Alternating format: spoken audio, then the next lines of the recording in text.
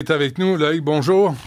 Bonjour Benoît. On comprend que c'est au Québec que l'actualité se déroule ces temps-ci. Oui, Un mot. c'est très sérieux ce qui arrive pour le Parti libéral. Tu sais, hier, je te disais, ça se fait pas. Tu fais pas ça sans en parler à ton chef. Là, ben, ça a l'air qu'elle lui en a parlé, ou peut-être que le chef est lui-même impliqué dans des malversations. C'est assez grave, en effet, pour le Parti libéral, ce qui est en train de se produire. Oui, on va suivre ça tantôt. Tu veux parler de Donald Trump qui a traité une journaliste de truie, de piggy. T'as-tu vu ça sur le vol? Oui. Il est déchaîné, le bonhomme. Complètement. Mais attends, regarde. Je vais te parler d'abord de la seule chose qui importe à Trump après son ego et après son argent. Ça, c'est ce qui est le plus important, ce qui est au-dessus de tout. Mais après ces deux choses-là, ce qui est très important, c'est sa cote de popularité dans la population, son taux d'approbation. Or, il y a un sondage Ipsos qui est sorti et qui montre que son taux d'approbation est tombé à 38-39%. C'est le même taux que ce qu'il avait à la fin de son premier mandat. C'est tombé beaucoup. Alors que c'était autour de 43% il y a encore une semaine. Ça aussi, c'est assez bas pour un président. Que s'est-il Et passé? Les républicains, ben, attends, ce qui s'est passé, c'est la fermeture, la paralysie du gouvernement. C'est à partir du 15 octobre que ça chute et que ça tombe. Et ça tombe pas juste pour lui, ça tombe aussi pour les républicains. Dans les intentions de vote pour les élections de mi-mandat en novembre prochain, donc dans un an, ben, les républicains sont à 41,5 et les démocrates sont à 45,5.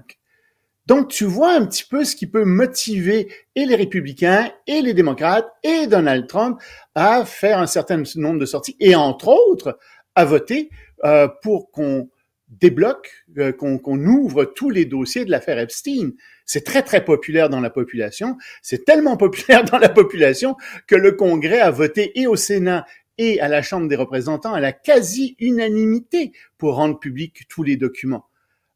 Et Trump voulait pas faire ça au départ, parce que je pense qu'il y a plusieurs personnalités républicaines qui sont là-dedans. Mon hypothèse, c'est que, en fait, ce que les républicains espèrent, c'est qu'il va y avoir tellement de gens qui vont être mentionnés là-dedans. Être mentionnés, tu sais, je veux dire, si Epstein écrit « Ah, ben oui, j'ai écouté Benoît Dutrisac », ben, ça veut pas dire que, tu sais, t'as été sur l'île d'Epstein, etc. Merci, juste mentionné là-dedans. Merci, non, du fond du cœur, Benoît. Mais bon, non, mais, tu sais, c'est pour te dire, ou Loïc, t'as assez pareil, tu sais. Mais il y a plein de gens qui risquent d'être mentionnés là-dedans, et je pense qu'ils espèrent que ça va un peu noyer le poisson, parce qu'il va y avoir beaucoup de gens qui vont être mentionnés. Et c'est d'ailleurs pour ça qu'il y a un représentant à la Chambre qui a voté contre, le seul en fait, parce qu'il a dit, écoutez, on va mentionner tout le monde, même des gens qui sont innocents, qui sont juste là par hasard en fait, puis ça, c'est pas nécessairement une bonne chose. Mais donc, oui, pour en revenir finalement à ce que tu disais, il a reçu Mohammed Ben Salman, le sale assassin, qui est un sale dictateur aussi à la tête de l'Arabie Saoudite. Il l'a reçu avec les plus grands honneurs à la Maison-Blanche. Puis il a fait des déclarations absolument incroyables. Interrogé sur le meurtre de Khashoggi, il a dit « Ouais, mais vous savez, ce journaliste est de toute manière extrêmement controversé. » Ben oui, comme si être controversé justifiait un assassinat. Puis il a été rajouté « Oh non, mais vous savez, Mohammed Ben Salman n'était pas au courant. » Ben oui.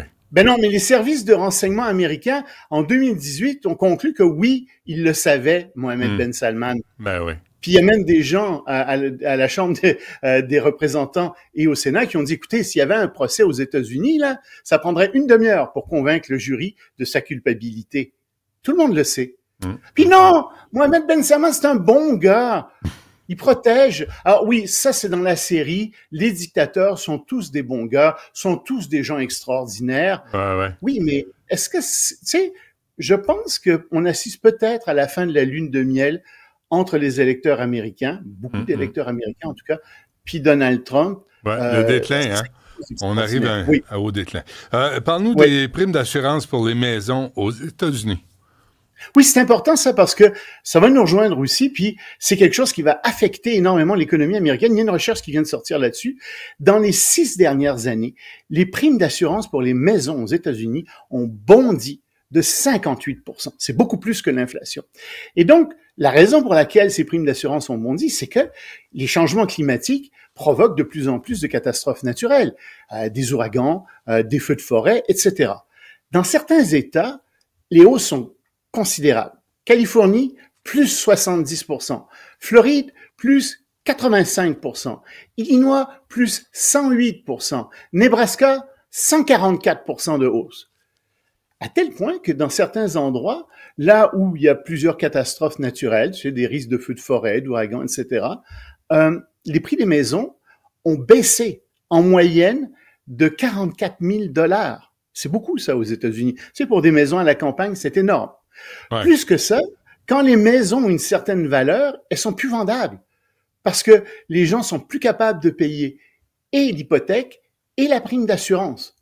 Donc, on se dirige aux États-Unis dans une situation qui est assez terrible. Ça vient, bien entendu, des compagnies qui assurent les compagnies d'assurance, qui sont obligées de redistribuer le risque, qui font monter les primes de tout le monde. Mais c'est un effet des changements climatiques qu'on observe aux États-Unis, qui a un effet très, très concret sur l'économie. Puis, il faut se rappeler qu'aux États-Unis comme ici, les maisons, pour bien des gens, c'est une partie de la pension de retraite, sinon toute la pension de retraite. Là, ils perdent une partie de la valeur.